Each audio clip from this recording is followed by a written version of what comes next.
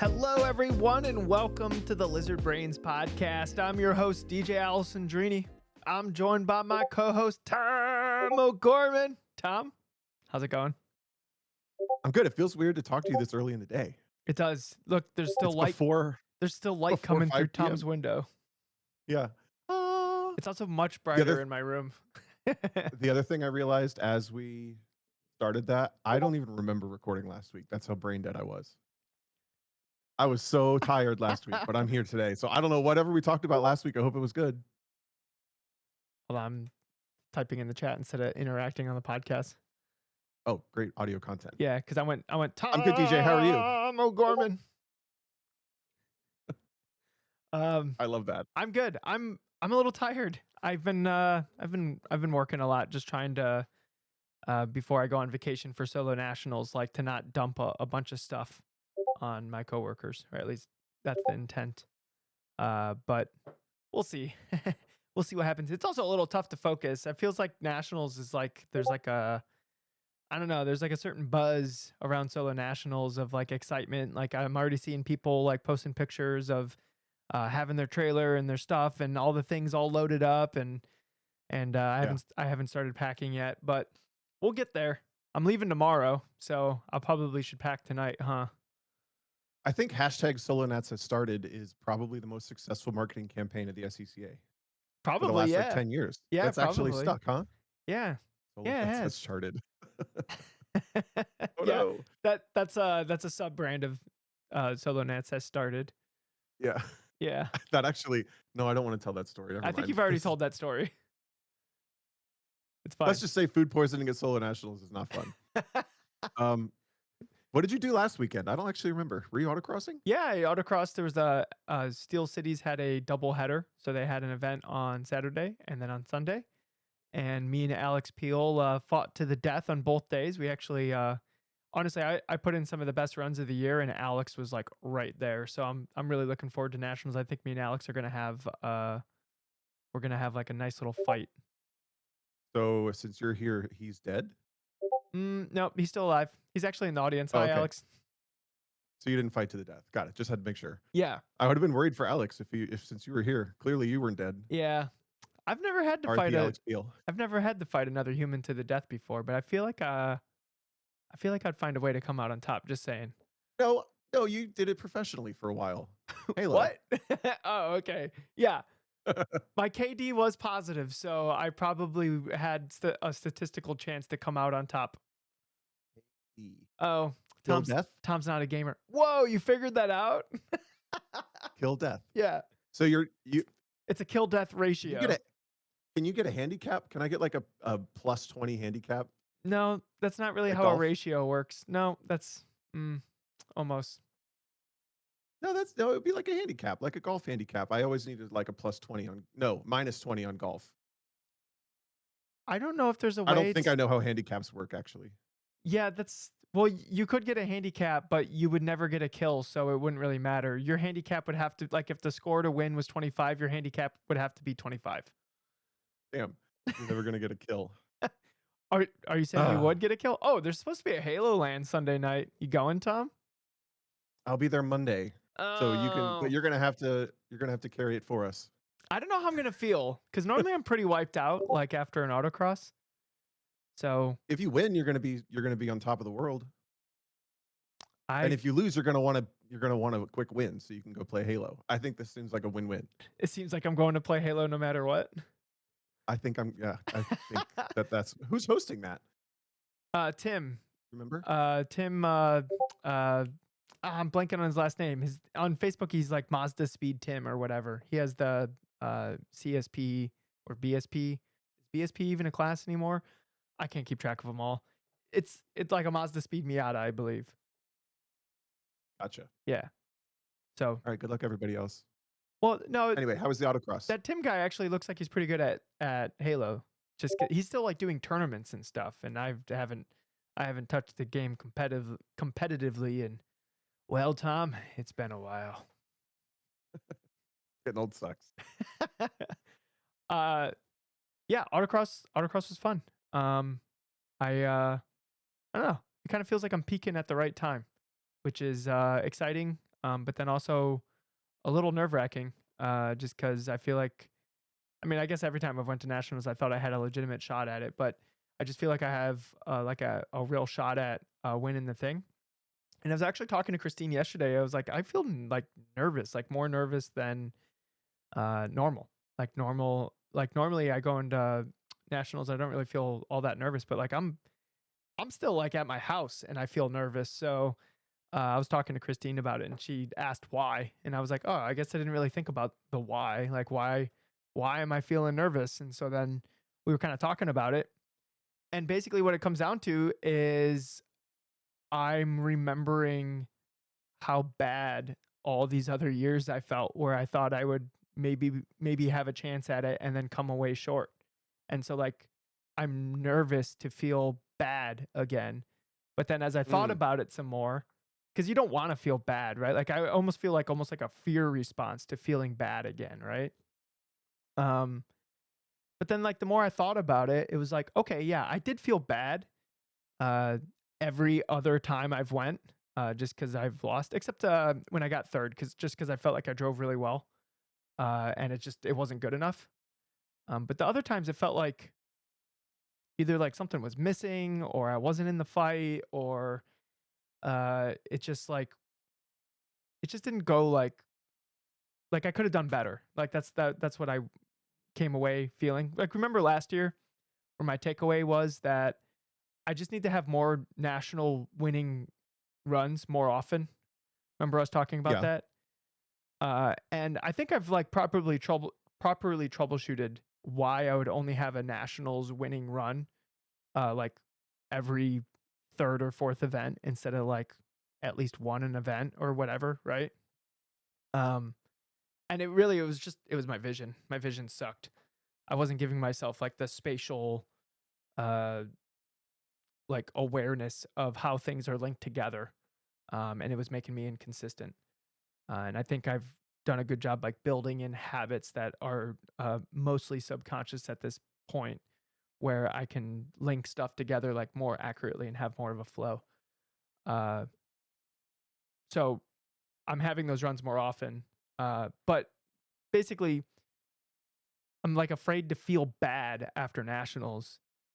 And I shouldn't feel like that because every single time I've left nationals feeling like I didn't quite measure up to what I think I'm capable of or what I want to be capable of, it was just like free motivation, just like to get back to work, keep going, like keep pushing. Like I know what I need to do to get there. I just have to do those things and I'll get there, right? So I think after like having that conversation with Christine, it kind of put my fears and like my nerves more in check of Mm, like I don't need to be scared to feel bad because historically when I feel bad it's only ever been a good thing for me just because I get better. uh, which like cool. I mean, that's the end goal of this, all of this, anyways, is just to get better at this, right? So I think after that conversation with Christine, uh, I think I now I have like like a nervous, excited energy about it instead of like a almost like a fear response from it. Does that make sense? it does, yeah. How many national events did you do this year? Ooh, a lot. I don't A know. lot, yeah. Yeah. You know what the best part of nationals is? What? It's just another It's one of literally the those. same as all those other ones. It is. Yeah. Yeah. Yeah. You know The what exact makes same it thing as not the every other same, one. Tom? If you want to be a bro, can you be my OPR guy? I hate scraping OPR. I'm gonna just tell you to not do it. I just don't understand why you guys do that. Dude, when people come back and the tire's going go gunk, go gunk, go gunk, go gunk, you have to scrape off the OPR. You can't not scrape off the OPR. Yeah, you're right, that really held me back last year. Yeah, but I looked at your tires. There wasn't any OPR on your tires. You were just like staying clean. Well, don't I'm just giving you shit. I get it. I'll help. I absolutely will help. When do you run? Fourth heat. Okay. Yeah, It's a date. cool. Guys, I figured it out. You just have Tom do your OPR and you can't lose. Wait, I've never even done it before. You can't claim that yet. Tom like takes a chunk of the tire out and it goes. Oops. Uh-oh, I do we're gonna have to throw yeah. an ECS on one of these corners. I do remember back in the days, of Hoosiers, the OPR thing was definitely like we would waste a ton of time just like okay, if anybody's an autocrosser, not an autocrosser listening, what we do is we take a like a drywall spackler, like a what do you call those? Like a spatula, It's an and oscillating tool and it has a scraper on it. oh, you have an actual thing? Yeah, it's a what were you doing it by hand with like what a hammer and a chisel? Like what? No, we would take like a what did I just call it? A spatula for drywalling and a heat gun, and you would like run the heat gun at the front of the spatula, and then it would just like scrape the things off. Yeah, I was doing it by hand. By hand. What? That's the way I'm gonna do it. Dude, If you what? don't make your runs, that's not on me. We're giving you an I'm gonna need a oscillating tool. yeah, I need a mechanical. But Tom's still scraping my tires. I get a mechanical every time. Yeah. By the way, what did you settle on for your number? Did you solve your problem? You want to explain your super nerding of the problem that you were trying to solve? Well, we're 96 at the moment because it looks like there might be rain in the moment in the area. Oh, really? Yeah. Oh, So look. the weather channel or whatever's not showing it, but uh there's that one guy on Facebook who's like a meteorologist and he does like the custom weather forecast for nationals. Okay, Tom's holding up a very glared, blurry You're phone right. up to the There's camera. there's an autocrosser that does a forecast on Facebook. Yeah. And he has like his own Oh channel. It's like my god. SCCA Solo National Championships weather forecast or whatever. Oh my god. And I think he said actually there's this rain in the this area. episode we could just talk about all the ways that autocross is so insanely dorky. It's honestly so extra. But I think that's kind of why I think that's why I like it is because everyone is so extra. So like people are just trying to extra each other. Like everyone's trying to like out extra the other person. Yeah. Do you want to hear? Well, okay, wait. Go back to this to the rain. You were thinking that there might be rain, and then I'll tell my other story. There might be rain, so we're going to keep the high number and if it doesn't look like there's any rain, then maybe we pick a number more in the middle. I'm assuming we can change whatever number we want to be on Monday. So we'll wait till then. Yeah, yeah, it's true. Even if we have to do tape numbers, it doesn't matter. Like, Oh, if you get to do tape numbers, I'm your guy as well. I all will right, give you pick a guys. font. Pick a. You want italics? Do you want bold? I can underline it if you want. Oh, I'm so good at tape So, numbers. so to catch up, people on the number debate, it's if we're a high number because right now we're 96. It's not an even spread between first driver and second driver, but if we're more of a number that's kind of in the middle, there's a mathematical way to figure out like where there's a complete even spread between first driver and second driver. So we have like, 15 minutes between both of us instead of 20 minutes in between one of us and then only like 5 minutes between the other person or whatever. Because you run numerically. Yes. They start at 1 and they go down the order. So that's why you tend to want to be 99 because you want to be the last person. If it's going to be wet because most likely it will be drying conditions and then if you're the last person to run you get the best conditions. Yep. Yeah. 1 year at Solo Nationals, 2020, nope, 2012. I was in a CRX, an STS car, now EST, and we brought an extra pair of tires so that we could, between Dave Montgomery and I, take the tires off the front and dunk them in buckets, which we also brought, and we filled the buckets with ice water, and we rolled the tires from the previous run in the ice bucket while we put the other tires on the front, and then the other driver went and drove on those tires, and then we swapped them back, and we put the second set in the bucket, So and then we put the bucket set back on the front you had because six. everyone was convinced that you needed the Toyo's R1R to be ice cold to win, and the guy that won didn't even spray his tires once. Just That's the most didn't even take nothing. that is the most autocross thing I've ever heard. I know. That's what I'm saying. Like all this stuff that we talk about and whatever. I remember I've never met a go ahead. there was a year where this is when the BFG rival like 1.5, so it was a good tire. And uh John Hunter, it was like 98 degrees and John Hunter was using tire blankets the entire time and he smoked everyone. So everyone was thinking, "Oh my god, these tires want to be lava." And he was just screwing with everyone. It didn't matter. That's funny. I didn't know that actually. Yeah, yeah. I don't know if he was intentionally screwing with anybody, but knowing that what I know now, that probably only hurt him. Like, there's no way that helped. But I remember the like people talking about like, oh, this is what John Hunter was doing at Spring Nationals or whatever year it was. Yeah, Yeah. crazy.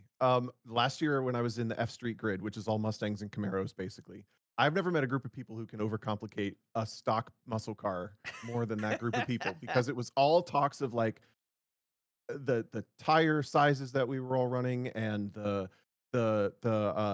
diff tunes that were flashed into the cars and like there was all this like and then how do you Oh, avoid the ice mode and how do you do oh, all like that? I'm like you I want a literally don't know. I just you want you a just put the 2020 car in. made on the second week of June. But I don't think it's because I was that much better than them. I think it's because it's so easy to overcomplicate things because Yeah. they were right with me. Like it's I had my one good run the second day that got me the win, but like I just think you guys need to calm down. You and your bump stops and your The bump your stops. tire shavings are Listen here, close. Tom That's a close McGorman. second. Tom McGorman, the bump stops matter. Lizard, lizard, lizard, lizard. Oh, I love it. Don't Um, you dare talk crap about the bump stops though. The bump stops change how the D Street car drives and how it puts down power and its stability and because that thing is just on bump stops. You could literally take the springs out, it'd probably do the same thing. just like that one click of shocks made it put power down better. It was actually a quarter turn on the conies. Oh, right. Yeah, quarter turn. Yeah. Guys, there's no shot it was him driving the car a little better. It was the shock turn, the I'm quarter telling shock you. turn. I'm telling you, Tom, it made the car way easier to drive. It opened up the input window. I didn't have to be such a magician on the 10 to 40% throttle mapping. You know, on the GR, I think I talked about this before, but on the GR86, 10% throttle to 40% throttle is actually 0 to 100% like like throttle opening. So like the car is already like has a touchy diff, and then you throw in like a half inch of throttle that actually does anything, it is insane. And look, Alex Peel in the chat says DJ is right. I believe you. I just had to give you shit about that Okay. one. When you told me that you did a quarter turn and it changed the whole car, it was so changed much the whole better. I was car. like, Dude, I'm I telling you literally what. said, I don't believe you. Dude, I'm telling you what. I made him explain the whole thing. We're not touching the rear of the car. We're not like messing with the compression or rebound in the rear. We're literally going to do like minuscule little changes of the front shock to get like the throttle down behavior to be exactly what we need for whatever the course is. That's the precision of Coney shocks. Single adjustable Coney shocks. Off the shelf. OTS. Over the counter Conies. Real quick, my last weekend, I'm not $15,000 richer. I'm sad to say. Oh, yeah. Tom, I'm kind of surprised you're not giving that car a third try at Solo Nationals in Cam T. I think the owner, hi Pat, he listens. I think he's probably like a little over. Like I'm gonna put it away and not look at it for a couple weeks. Light it on fire. Yeah, he was pretty disappointed. The same oiling issue that took us out of Lime Rock before we even did Lime Rock popped back up on my third run in the morning of the first day of King of the Mountain. Dude. So I think it wouldn't have been. We were not going to be able to be in the top like hunt. I was like, I think I was about a second off at that point, and unless the track was getting faster, a lot of people went faster in the afternoon, which I assume. Excuse me. I assume was more people getting better at the course than it was the conditions because that didn't seem to happen in every class, but definitely happened in the early model class that I was in. So yeah, I only got the 3 runs and then it popped up. I bet the course got Loaded faster. up and went home. I bet the course got faster. That happens at SDC all the time. It's just like whatever the pathing is, just gets kind of cleared off a little bit. And by all means, the afternoon run should be slower, but they're always faster. Like, because the sun's beaten down. You think about it like pro solos. Like, you might execute a really good morning, and then it's way warmer in their afternoon, and then you'll go faster. And it's like, okay, that didn't really make any sense. Like, by all means, that run Yeah. should be slower, but it's for most of the time, it is faster. Right. I mean, it could have been the case. I think I was 5th when the car broke. So in the top 8 advance on, maybe 12. No, 8. The top 8 go on. So anyway, it was not like we were in the catbird seat to like dominate the early model class or something, but it would have been fun to keep going. And because I was riding with him, we both kind of agreed like, do you want to stick around for the whole thing? You want to stick around for today? Do you want to like get on the road? And he could get home that night if we got on the road then. So we loaded up and left, and I watched the rest of the event from that live stream. And I had a great time actually in the live stream with all the other people watching. Yeah. I was like having a good time clowning and goofing off and cheering on my friends and making fun of the announcer. You should have It been the was probably announcer. too much, but he started he started the broadcast by eating a pierogi live on the air Like and then like talking about how good the pierogi was. like on camera? Not on camera, but on audio. Could So you we hear like the it? running joke of the whole night. No, you couldn't hear the eating, Okay, but you could okay. hear him talk about it. Mm, The rest of the night was all about pierogies mm. and pierogi corner, and Yeah. I don't know. It was a fun I night. mean, pierogies are pretty good. I believe him. Maybe we should bring some pierogies into the announce vehicle, Tom. So, Tom, help me on this. I'm sure I'll find out on Monday, but you're my announce assist. What is that? What are you doing? Okay, so what you would typically do is I'll like hold up if I'm listening to the radio for cone calls and for things like that, and I can also go get storylines for you. Mm. So like if somebody has an issue that we don't know, or like somebody's in the Oh, hunt and we yeah, want to yeah, like yeah. get a Okay. little blurb from them, you can tell me to go like talk to them and then bring their information back. But mostly I'll sit in the back seat and I'll like hold up a number of cones that someone's hits like in front of your face so that you know the correct information rather than having to pay attention to the screen and for the like cone calls and for the cars on course and all this, you know. Yeah, gotcha. Okay, cool. That'll be fun. I'm excited to just like start my day hanging out in a car talking about some autocross with Tom O'Gorman nearby. You've not announced there before? I've never announced this at nationals before. This is my first time. Oh, cool. Yeah, it's not like when you're thinking like announce autocross listener. It's not like your local event where there's probably just like reading the times off. They really want it to like feel like a big deal. I think the main thing is like setting the stage for like how exciting things are. So you have to like make sure there's levels. Mm-hmm. Like you can't just be like screaming every run and you can't be like chill every run. Because obviously like the peaks and valleys kind of make it for like the crowd and the guy coming off the track and then whatever. Yep, yep. But then you also like saying everyone's name properly and then like making everybody feel seen a little bit is like cool. Yeah. So I mean that's so I'm gonna when I announce autocross, I'm trying like the main thing I have in focus is to add to the driver's experience. So a lot of times I'll wait till I know they're in earshot of like so like they'll come through the line. I'll say their number so everyone watching can hear it and they're, oh, okay, that's what he ran. He needed a this or whatever, or they needed a this. Um, but then I'll go back through once that driver's in earshot and explain exactly what the run was, whether it was clean or dirty or this or that and whatever, and then how it like relates to the context of like where they're kind of fighting and where other people are, and so like that's kind of what I'm doing while I'm announcing because I'm just trying to add to the driver's experience. That's like the main Yeah. thing that I'm focused on. When you asked about getting a second microphone, the first thought was like we would end up clowning way too We much. Like would. we would have too much fun and not like do the job properly and make that would be disappointing to somebody. Somebody we would be memeing about something and somebody's highlight of their autocross year would get missed and that would be a shame. Right. Yes. Because we're talking about lizards or something. Who knows? We might be doing the morning show though. You know how like How do you know that? Did they tell you that? well cuz I brought it up on the thing. I don't know. I'm going in with no expectations on how the announcing thing works because I assume they already have that covered, but maybe. I mean, we can do it. I'm down. we could. I kind of hope I'm not because I'm running those days and I kind of want to spend my time like coming up with a game plan, but I could also just walk the course like after heat 2 or heat 3 or whenever that is. Yeah, working on the day. When are Guess you I'm running? announcing the days I work too. Guys, I found a ride. Actually, a ride came to me. I was really not. I felt like I waited way too long to even consider asking somebody to drive. It felt so rude to even think about that. But yesterday, Chris Mayfield messaged me and asked me if I was driving anything, and I said no, I don't think I have a plan. And he said you can drive my Lotus Evora in either XA or XB or SSM if you want. So I'm driving Chris Mayfield's now turbocharged. I think it's turbo now, Wasn't it not supercharged before? supercharged. I think it was naturally aspirated before, Oh. but it was the 6-cylinder NA motor, and I think he put a turbo on it. So Matt Walbaum says he's jealous. Ha! It's not too late to come, Matt. We could co-drive an XB.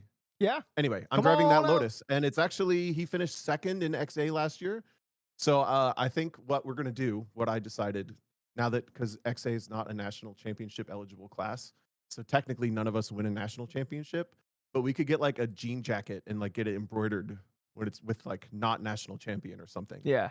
and then somebody still gets a jacket. I like that idea. I wonder if our merch store has jean jackets available.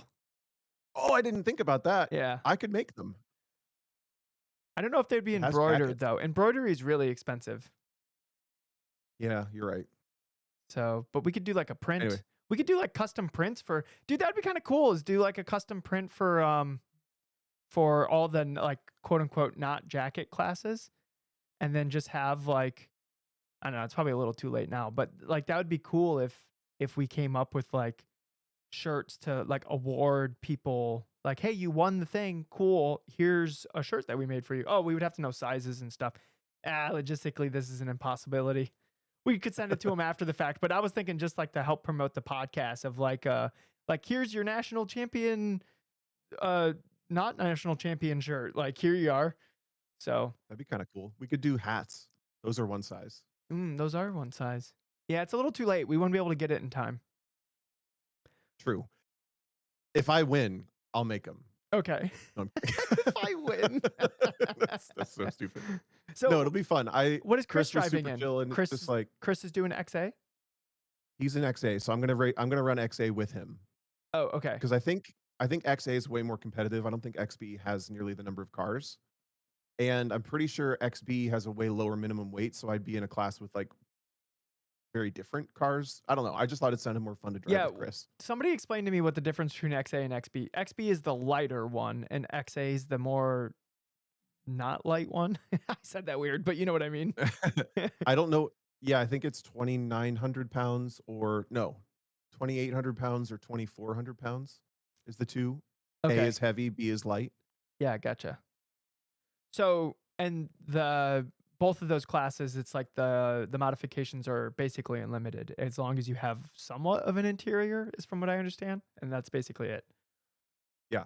You have to have a finished interior of any kind, of any material, Yeah. which I'm like, if you paint it, is it finished? I think it's Is it finished. finished? You can just put like a bed sheet, like whatever the thinnest material and lightest material is, and that would literally count. I think that's part of the reason that it's a separate rule set and a separate not championship class is because none of them that are in charge of that class want it to be that crazy. Like they Mm. just want it to be whatever car you have, put it on street tires, leave the interior alone and go drive it. Isn't it kind of crazy? Like we're all competing, we're all doing the same competition, but like because the SCCA hasn't deemed that that is a jacket class, people don't go as crazy. No, it's on purpose. The But people, but what the I'm saying XA and is, the CAM people don't want the SCCA to be in charge of the rule set, so they will oh, not make the class eligible for a championship because they mm, don't want to have it go to the to have a solo board or events board, whatever. which makes all Yeah, the rules, yeah, have control over it. yeah. Gotcha. Okay. And then XA and XB are like the same thing? XA, XB, and CAM I think are basically all the same rules, Yeah. but CAM has only American cars, only rear wheel drive American cars. You can't even run like a front wheel drive, You can't whatever run it a would be. Chevy Cobalt? Focus. What the hell? Come on. Yeah. Those SSs were potent machines, I believe. Honestly, the I forget which one. The supercharged one was a pretty good car. Was it? I used to autocross one in Cincinnati Did and it was you? really fast. Yeah. Okay.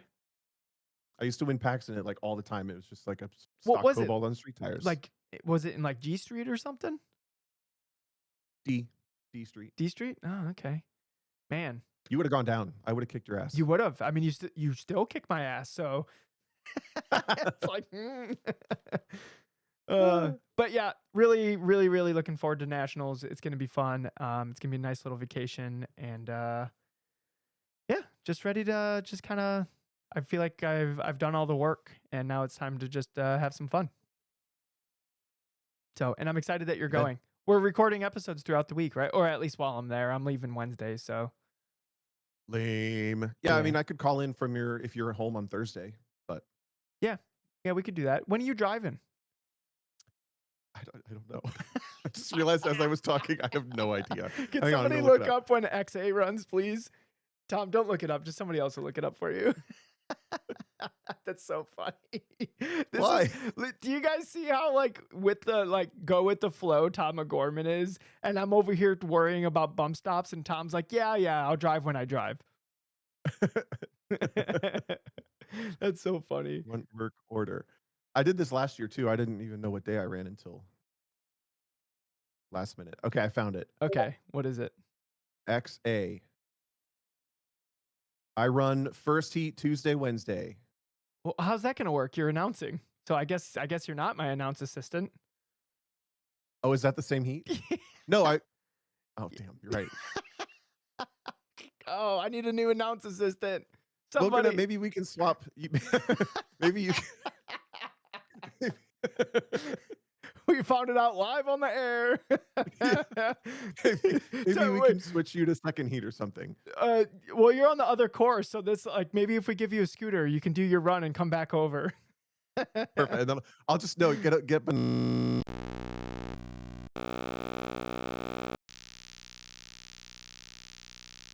Can you guys hear that? The podcast machine stopped recording, and now it's done doing the weird thing, and it's continuing. Okay. I don't This know is the what that's going to dubstep sound like episode. on the recording. Lugat said too much lizard button. Lizard. I assure you, the lizard button is working perfectly fine. You know what? It's doing weird stuff. Damn, I hate to have to edit this thing. I'm gonna pause it for a second and reset the machine because I think the machine has been on for a week and I didn't restart it before this, and now I'm paying the price. Oh, I'm gonna have to edit the video too. Hold on, is there a way to pause the video? There is a way to pause the video. I'll be right back. All right, I think we're recording again. We are. Okay. Sorry about that. Hey, we're back.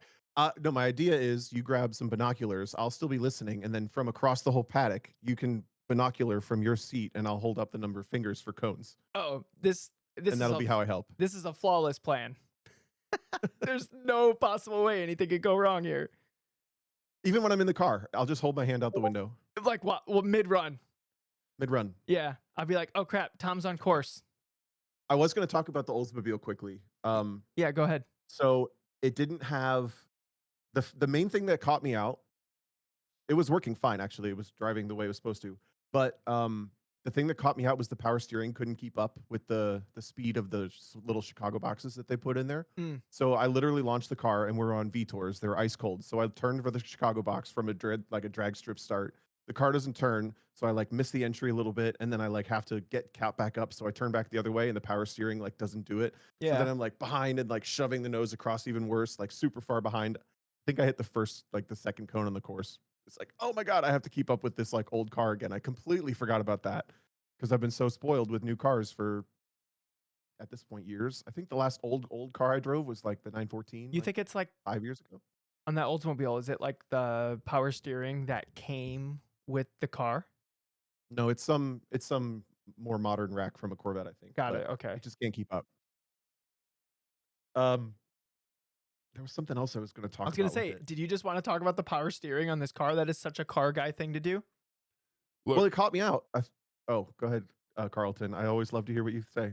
yeah, Tom, look, I was just going to say, if you want to talk about power steering on Oldsmobiles, I'll be at Nationals. We can have at least a 3-hour conversation about this, but preferably it's next to a car with the hood open because that's where the best conversations happen. So, anyways, I'll see you at Nats, Tom. I can't wait. It's going to be great. I think you should announce Cam T only as Carlton. You know, I could be DJ's announce assistant. I don't know why he's not having me be the announce assistant. I'm the obvious pick to be the announce assistant, DJ. I don't even understand why I'm not the announce assistant. I know all the details about all the Cam T cars. I saw your little Facebook post looking around trying to get some deets on Cam T. I know Cam T. It's everything I know about. When those hoods are open, I already know what's under there. Wow, Yeah, Carlton's passionate. getting a little intense. That was a good rant, though. We needed the music. I can't remember what else I wanted to talk about with the Oldsmobile. That was it. Okay. Yeah, moving on. Damn, so I have to drive literally first heat the first 2 days, and then I stay for no I thought I raced I thought I drove Thursday, Friday. Well, Oops. before you were driving the Evora, you were just gonna park your ass at the Test and Tune. So if you guys are listening to this, Tom will just be at the Test and Tune, just hanging out. On Thursday, Friday when it's closed. Oh, No, is it? that'll be kinda nice. I'll just get out Oh, of it there. is. It is kind of closed on Thursday and Friday, isn't it? Yeah. Hmm.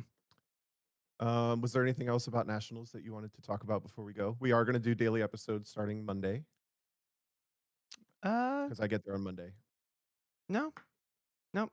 I think that's it about as far as nationals. You know, I need to get better at this packing thing though, because I always like I was like, oh, I should pack like a couple days like leading up to it, because then when I remember stuff, I'll be like, oh, I'll do that.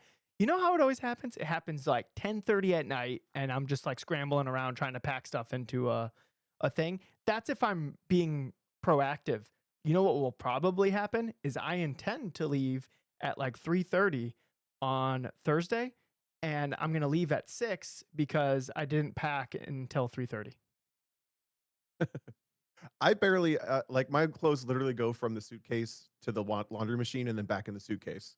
So I can pack in like 5 minutes, Mine kind of do the same maybe thing, 10. but I'm bringing like tools and things and stuff for like the operation of the you know the car and the program or whatever. Uh, Yeah.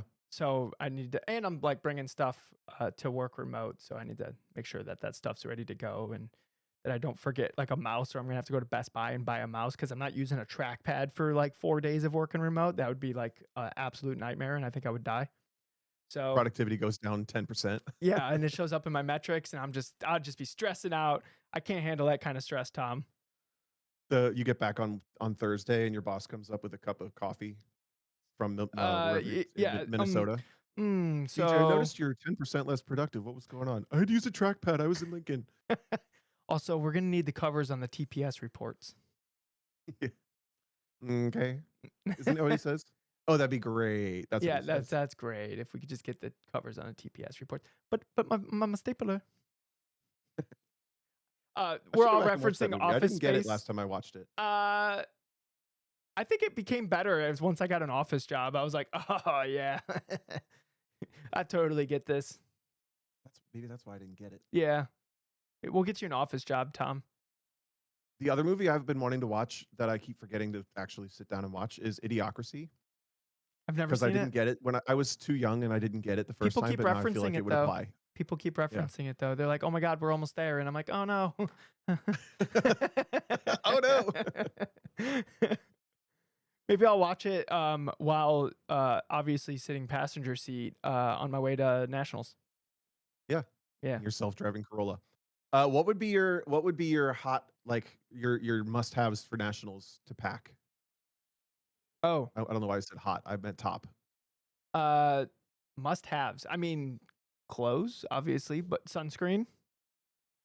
Uh, Sunscreen. a water I'm gonna bottle. try not to get sunburnt this time. A water bottle. If you're just relying on like just carrying around plastic water bottles that come out of coolers, like you're not gonna drink enough water. So, but like something that can like actually store water, that's like a need to have.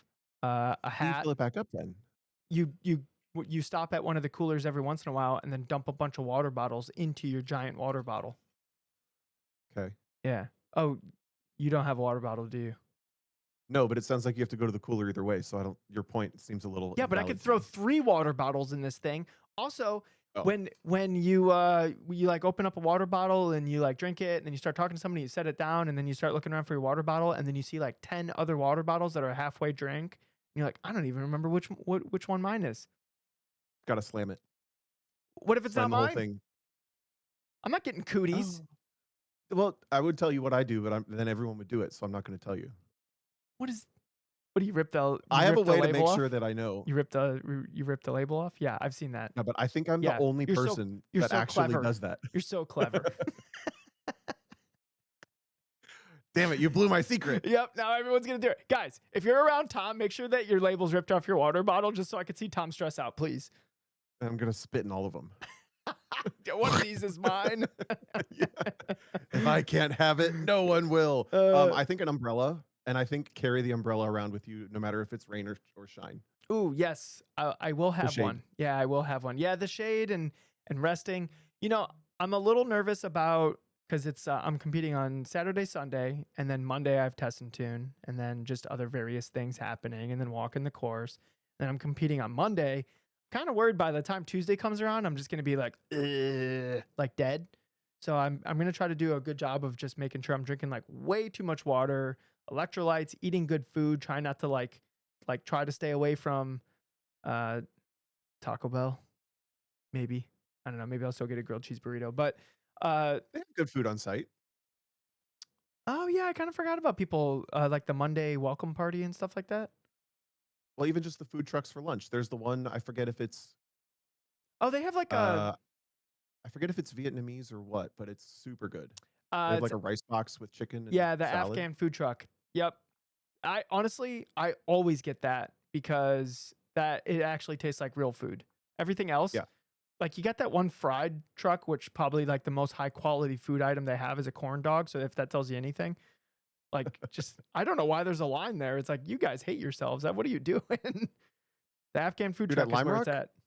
the food trucks at Lime Rock, they were like $20 for a corn dog or Ugh. like $25 for chicken fingers and fries. It Oh, was gross. absolutely, absolutely offensive how expensive the food at Lime And Rock and was. they were just like Gordon food service, like frozen chicken tenders. Kinda. Yeah. It was crazy. It was crazy. Yeah, Thomas said $20 for a small piece of pizza. Wow. Anyway, I think Matt, open your umbrella. wallet. What else would I bring? Honestly, if I have an umbrella and a raincoat and some sunscreen, I'm good. I don't think I need much more. Yeah. Raincoat's a good call. I Oh, guess this was a boring topic. baby Go ahead. powder. You don't want to chafe. Yeah, I've never experienced that problem. Oh, well, lucky you. You just I don't know what to say you to just that. don't you You're just on don't. the short list of people I know that actually think like you need that. Yeah. Well, wait till you're 37, Tom. Okay, got it. I don't know what that means. Also, what are you like 35? How old are you? Yeah, 33. Yeah, 33. okay, 33. Oh, I didn't know you were 4 years younger than me. Okay, now everyone just found out I'm the old guy on the podcast. Secrets out. I think they knew. Oh no. I don't know Lizard. why they would know. I'm the one in control of the buttons, damn it. Yeah. Um yeah, okay. I think that's basically it on solo national stuff. Do you want to answer some questions? Oh, I lied. One more thing about Solo Nationals. We are having a Oh, yes. Lizard Brains meetup Damn. / Zebulon meetup again We should have put at this the in the very front beginning. paddock spot. Yeah. We can maybe edit it and add it in there. It won't. On Tuesday, after the runs around sunset, 6, 7-ish, it's going to be less formal than last year, like a little more just chill. We'll have drinks and we'll have a car show with a bunch of Zebulon cars. So if you're a podcast listener or you want to come look at cool cars with hoods up, you can come to the literal first paddock spot as you enter the site. You'll see it. I forget if it's row 7 or 6 or whatever it is, but Just come hang out and meet us. Unless DJ's tired, then he won't be there. I might not be there. Don't make him be there, guys. Get DJ to come. Look, if day 4 of autocross is hitting me hard and I need to perform in day 5, I might be sleeping. We'll do it pretty early. It won't be like last year. Well, last year Or was will fine it? too. Last year was basically the same time, Yeah, it's great. but So I hopefully we'll meet more of you there. I plan on being there. Just the caveat was if I don't feel good, like if I'm feeling like I'm gonna have a headache or whatever, then I'm obviously just gonna be like, yeah, sorry. But Taco Bell and I don't Dash. think that will happen. Yeah, I don't think that will happen. Like honestly, grilled cheese burrito is gonna fix me up. So I think we'll be good. Excellent. Yeah. All right, that is actually it. All right. Questions? Yeah. Emails. All right, you got one ready? I do. Let's do this one. It's quick and fun. If you had a budget of $30,000, this is from our friend Matt. If you had a budget of $30,000 to buy a turnkey wheel-to-wheel race car, what would you buy to race in which series and why? I love a good bench racing question. 30 grand. What are you buying? 30 grand. Dang. You know what? I would really have to look into what series near me have good population. And I feel like I could have something that would give me a competitive platform for 30 grand. Can you get something competitive in like spec E46 for 30 grand? No, not E46. No? I'm thinking this limits you to my first thought is if I have 30 grand, I only want to spend like 20 of it because I'm going to spend a bunch of money actually making this turnkey ready to race car, Mm, actually ready to race. yeah. And He's, then I want a little bit of money to like really not have to stress about that. but he's saying it's a turnkey. Like, is that turnkey to like what people would put on an ad as turnkey, or turnkey to like it's actually turnkey? That's the same thing. I like I'm thinking of when I bought the S2000, it was a turnkey ready to race car. Not that the guy that sold it to me was like, it's ready to go, but it was like a running, ready to race caged car. And then I broke it like the first 4 times it was out, and it still needed a ton of stuff just to like really get it back into proper shape. Yeah. So that's my first thought. I think you're kind of limited to like Spec 3 in NASA, maybe like an older PT car, like a or IT car, which for NASA or SCCA, definitely B spec. You're Maybe not going to be competitive in Spec Miata. So if you're willing to not be competitive but you want to be out there, I think a Spec Miata's in there. $30,000 car could get it done. Maybe I mean maybe. You just need one with like a I guess I don't know Rossini. Spec Miata that well, but Yeah, I guess I don't really know it that well either, but like you just need the Rossini or Factor X or whatever like some engine built to like the absolute tolerances of the rules. Those are like 8K, and then it's like in a $10,000 Miata. So like what I don't know. I don't know shit about Spec Miata, but like what else could cost that much money? I see these like $50,000 cars like for sale in Spec Miata, but I think that's because it's like somebody who's won a ton of races in it is like guaranteed ready to rip. But I'm unless there's a bunch of secret sauce, I would assume that like a well maintained $30,000 Spec Miata would be perfectly fine.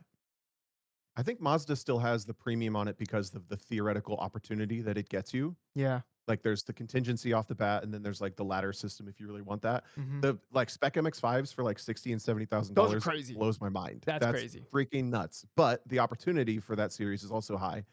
I don't agree that a Spec Miata could be competitive. I think you could run regionally in the top 10 and like have a ball. Um, but I mean, when I had this debate, I don't think you can get in a Spec Racer Ford for that much. No, because they have sedevs in them now, so they're actually pretty pricey. Yeah, that's a little out of budget for a Rush, even like if you wanted to try that. You could do Formula V, Formula V is in there, but then you got to learn a whole lot about an just old old Volkswagen. arcade, like before forums existed. You're gonna have to like go to the library They and buy still don't use books. forums. They like to, Yeah, there's they like like to. it's in books. You're gonna have to find old books. You're gonna open it up and like blow it off, and it's like might be magical. You don't know. I I don't Yeah, know. I'm trying to. So when I did this assessment back when I was trying to go wheel to wheel, the first car I bought for 8 grand, and it was an ITC car. But I knew that IT. Actually, I didn't. I just bought it because it was a proven car. And then I found out that my region had an amazing ITC group. So we had like 12 to 15 cars at every race. The group paddock together. Everyone was friendly. I think your point is excellent. Like, make sure that you know what you're going to have to race against. Then when I did the next year's assessment, I did Spec Miata, Spec Racer Ford, or B Spec, and I ended up with B Spec because it was the most affordable for the highest ceiling, which was pro racing. So I think I did a much smarter assessment the second time. Um, I still think B Spec's cool, but it doesn't have the pro racing aspect to it anymore. They're not fun to drive, but they're super fun to race.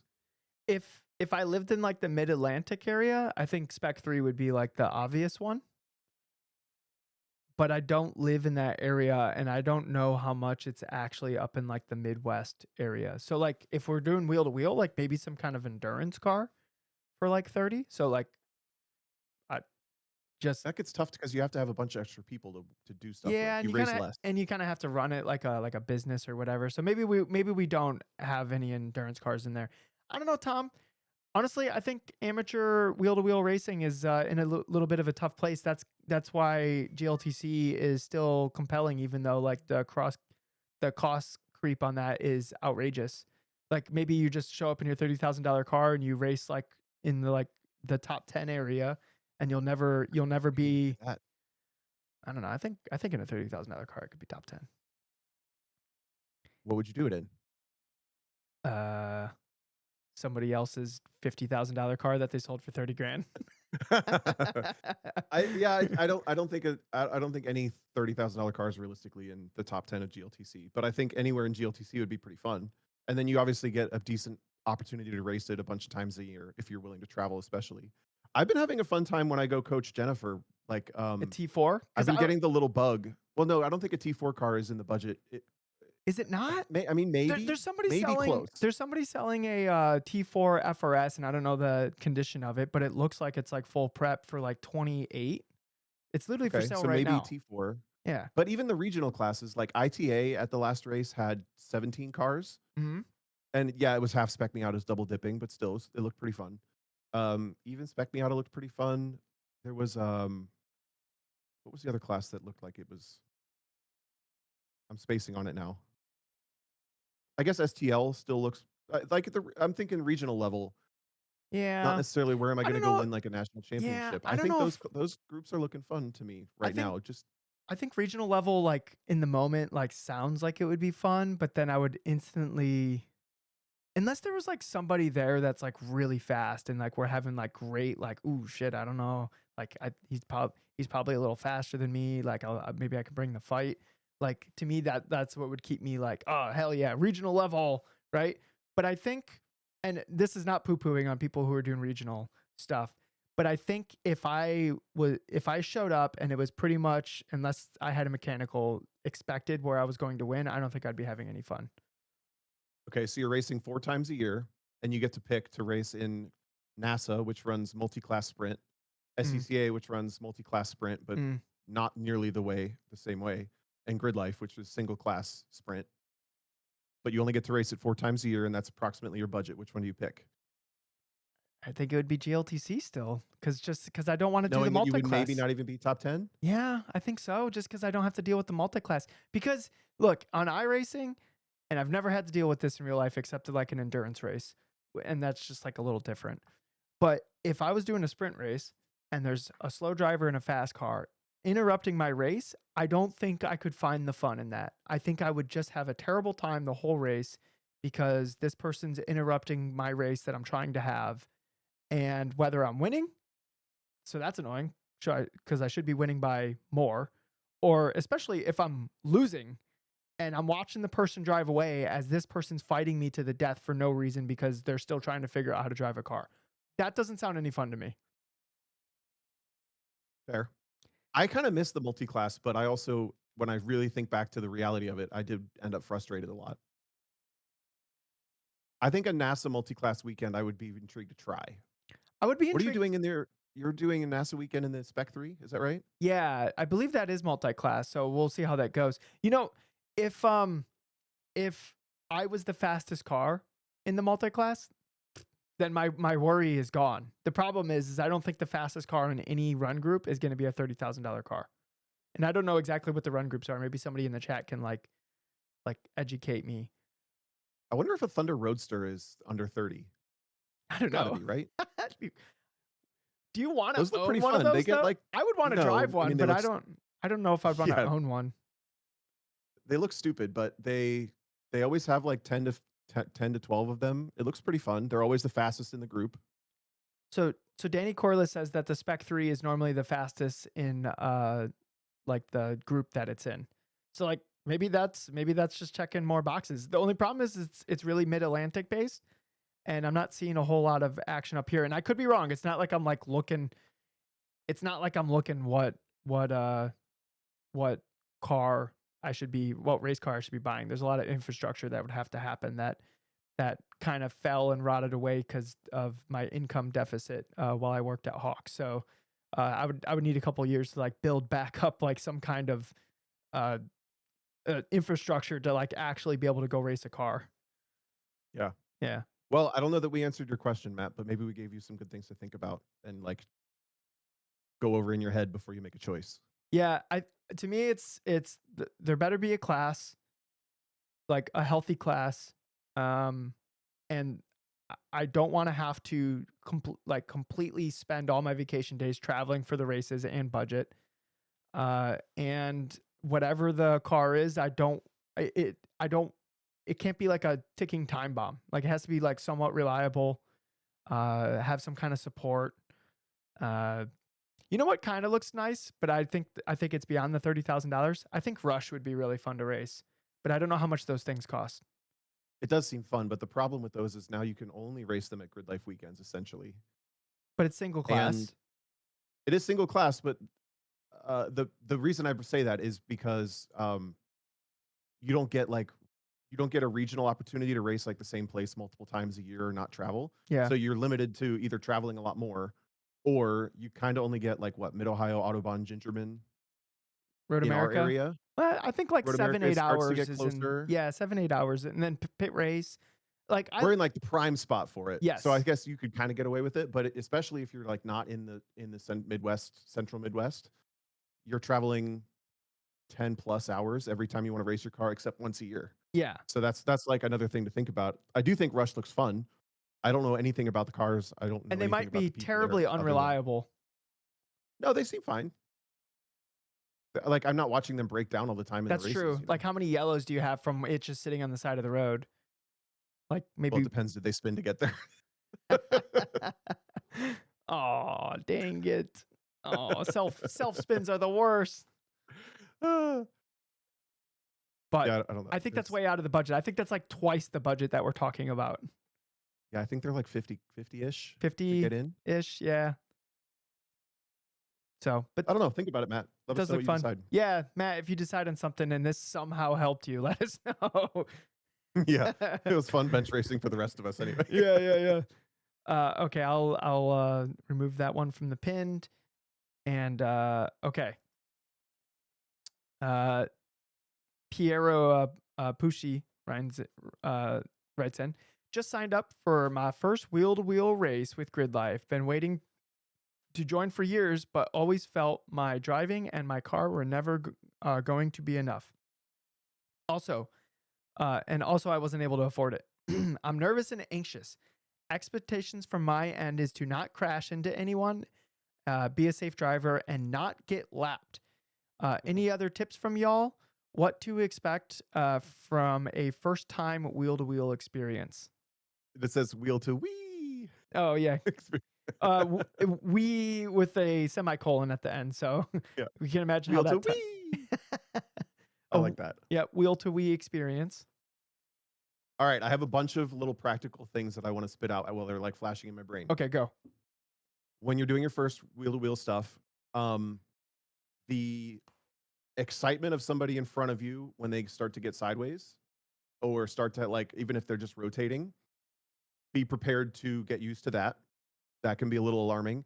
Also be prepared to be absolutely unavoidably terrified for when people drop a tire and they like dust flies everywhere and then you just have to drive through the dust cloud.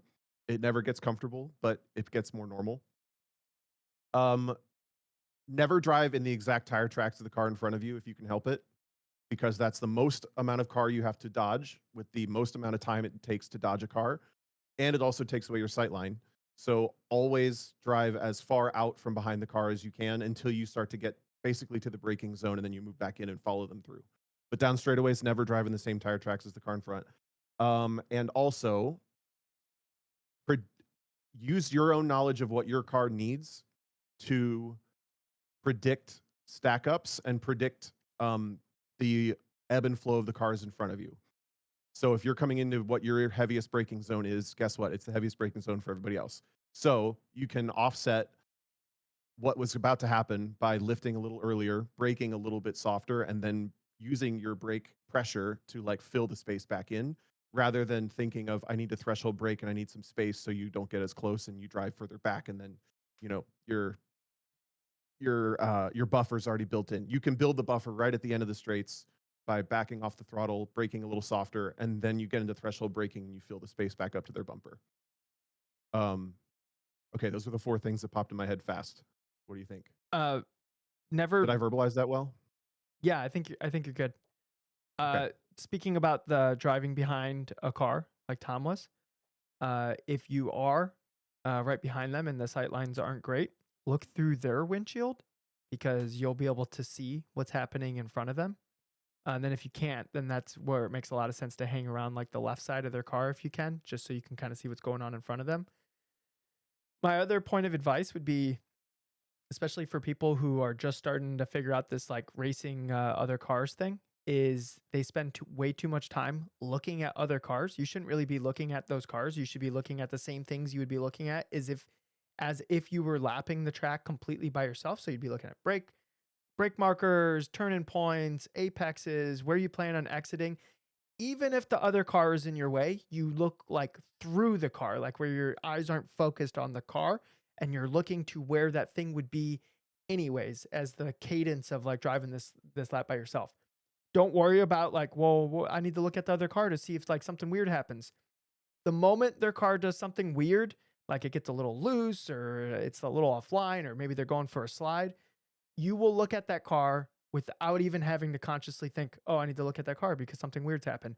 The moment because we're all in a rhythm and everything that all the cars around us doing is mostly predictable. And the moment something unpredictable happens, your eyes are immediately going to shift to that car. But we shouldn't be wasting any eye time on the cars themselves. What happens is you're just like, oh, I just couldn't pass them, or oh, I just I would run faster in clean air or whatever, right? And it's just because you're kind of just following that car around in front of you. And the closer you get to somebody to like eventually pass them, the more what I just said matters. Because if you're driving the same lap time as them, you're never going to pass them.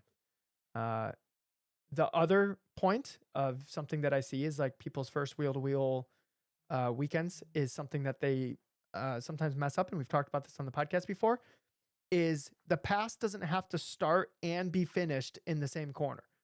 You can start a pass and then just let that engagement play out for an entire lap if it takes that long. Like that's the fun part of racing. So don't get it in your head that like I need to pass this person in this corner. It's I can initiate the battle for this position in this corner, but that doesn't necessarily mean it's going to be resolved.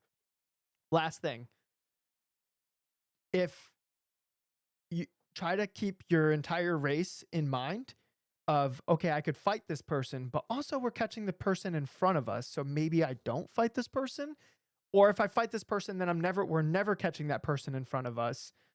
So I will literally just be fighting for this one position and this position only.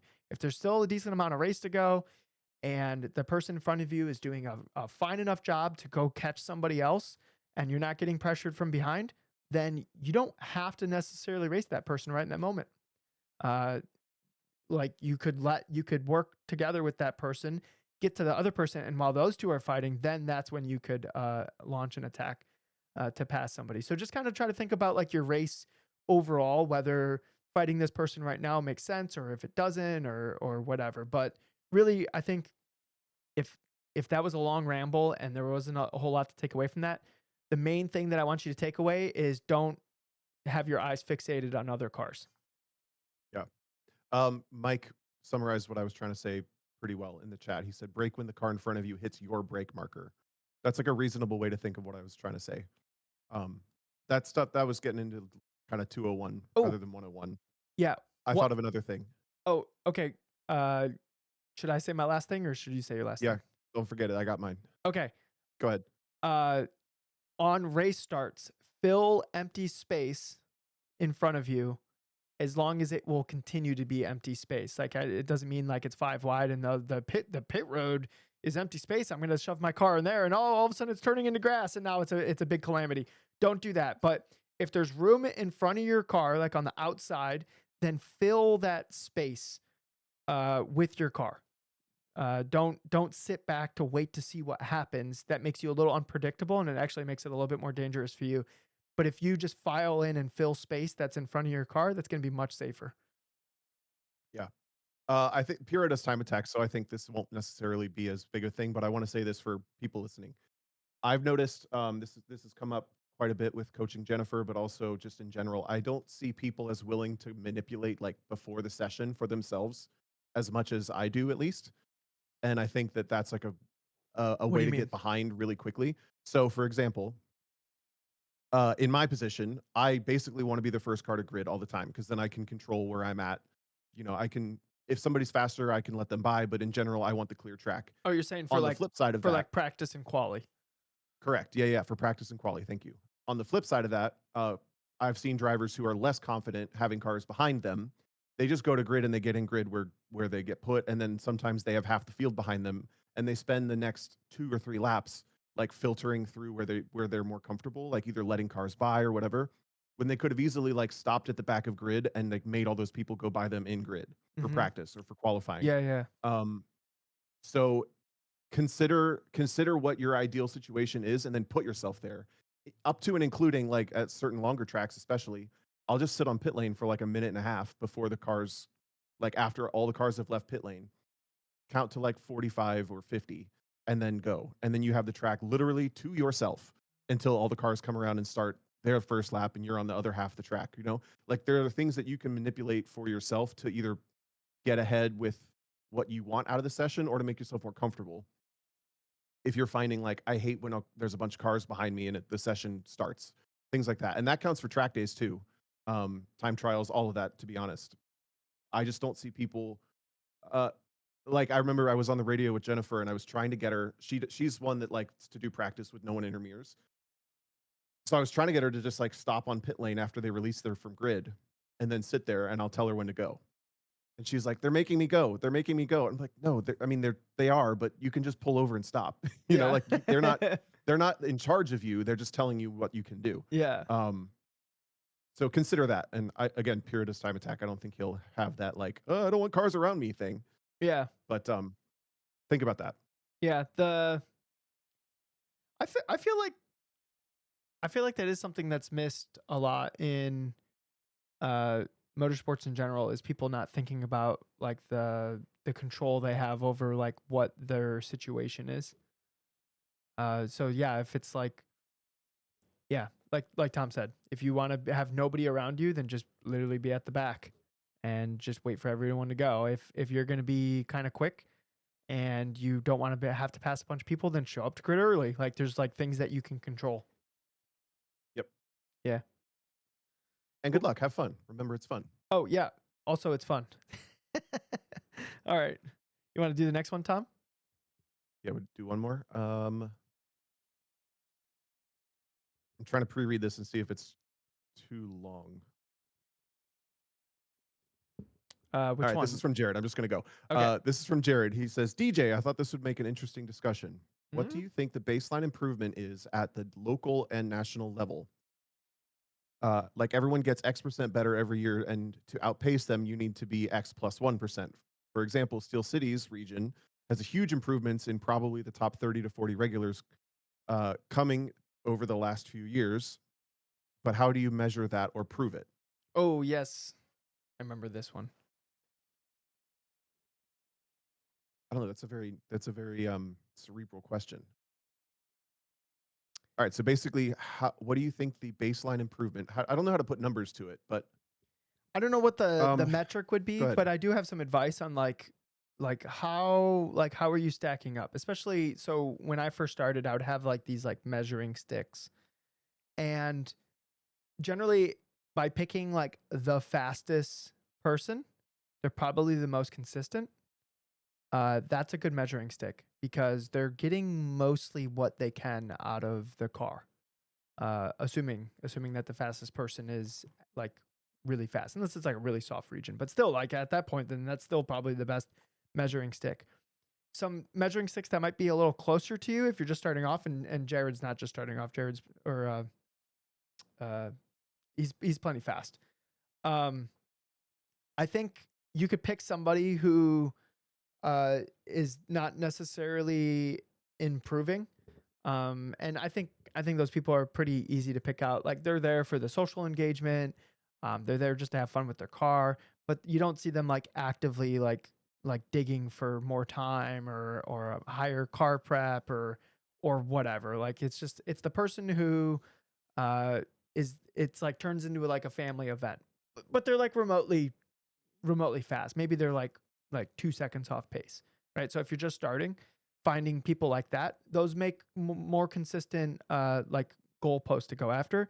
But in general, I think you would look at how close you are to top packs and see how you measure up against that as like a percentage.